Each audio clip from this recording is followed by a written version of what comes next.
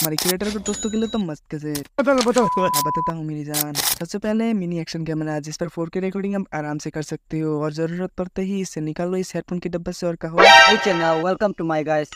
हाँ। तो इस तरीके से निकल के आप ब्लॉगिंग कर सकते हो। देखने में कितना क्यूट है। दूसरा नंबर तुम इस ट्राइपॉड के देखो, ये मिनी ट्राइपॉड है जो कि इस छोटा होने का नाते आप इसे पॉकेट में कैरी कर सकते हो, और ये देखने में भी कितना क्यूट है यार। बाकी ये दो वजह आपको कैसे लगी? बहुत अच्छा लगा। बहुत अच्छा लगा है ना। थैंक यू सो मच, और सब्सक्राइब करके जरूर जाए। Thank you.